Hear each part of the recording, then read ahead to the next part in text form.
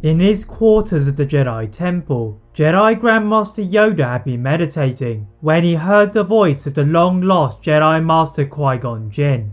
The rest of the Jedi Council utilise a number of techniques to try to reach the Jedi, but Yoda is told to go alone to the planet of Dagobah. Qui-Gon is manifested as a group of fireflies, as his training had been incomplete, and guides Yoda into a cave, which held the answers that Yoda sought. The Grandmaster sees terrible visions of the Jedi falling at the hands of a mysterious red blade, but critically, nothing to do with Anakin Skywalker. Even a trip to the wellspring of life, and an encounter with the Force priestesses, cannot point to Anakin being the key to defeating the Sith, and it took until the battle over Coruscant for Yoda to realise the impact of Anakin on the Jedi. The Jedi Knight had had premonitions of his secret wife Senator Padme Amidala of Naboo dying in childbirth, and he consulted the Jedi Grandmaster. In spite of Anakin's obvious attachment, Yoda insisted that Anakin let go of everything he feared to lose, prompting more doubts in Anakin, who had no intentions of letting Padme walk to her death, making him vulnerable to the dark side. But what if Yoda had premonitions of Anakin turning to the dark side? How would the Jedi Grandmaster respond to these visions?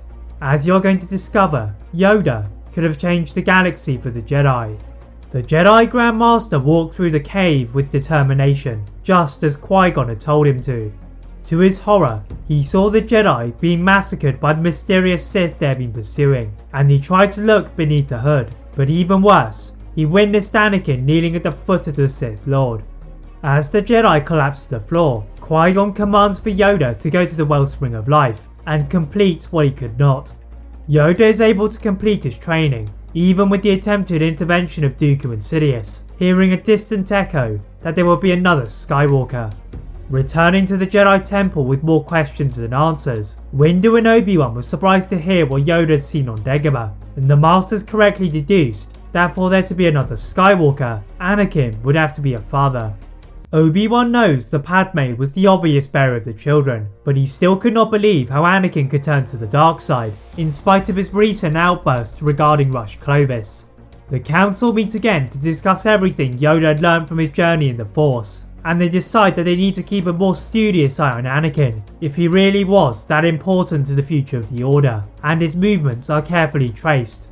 Master Kenobi did not approve of the Council's intrusion on the life of Anakin, but was unwilling to betray the Council by telling his Padawan, as he is summoned to the Council alongside Anakin, to investigate the mysterious death of Jedi Master Tuan on Utapau. There the Jedi has his chance to talk to Anakin, choosing to tell him that he knew of his concerns of Padme. The Jedi Knight is worried that the Council would expel him, but from what Yoda told Obi-Wan, Anakin's status as a Jedi could not be touched, whilst the hidden Sidious was still alive. Anakin is grateful for their support, but the previous lies of the Council had not escaped his memory, and perhaps Grievous could have the answers. The cyborg is ruthless in his denial, stating that he would not be pushed over so easily, and escaped the Jedi to find Dooku again. The droid general bowed to Dooku, and he reported that the Jedi were aware of Sidious, but did not know of his true identity.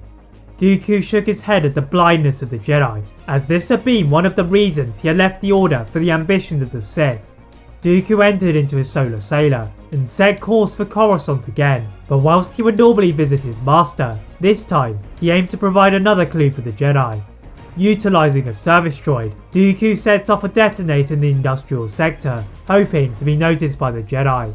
In the temple, the Council had just dispatched Quinlan Vos to find Asajj Ventress and tried to assassinate Dooku when they received a transmission from Admiral Tarkin reporting of the damage to the industrial district.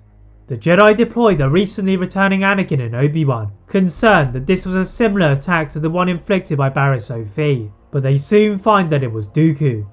Like their encounter on Obadiah, Dooku looked at Obi-Wan and reaffirmed that Obi-Wan had to act upon the advice on Geonosis, and this time the Jedi Master sensed honesty from the fallen Jedi. The two Jedi quickly head back to the Council and reveal that the Senate was in charge of the war, and they could now narrow the candidates for the position of a Sith Lord to those in a Senate building, but they had to ensure that the Sith would not detect their efforts. That is it for part 1 of What If Yoda Premonitions of Anakin Turning to the Dark Side.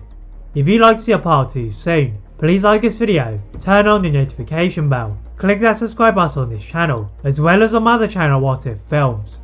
And as always, leave a comment on what if you'd all like to see next, and how I can improve my videos. Thank you all very much for watching, and see you next time.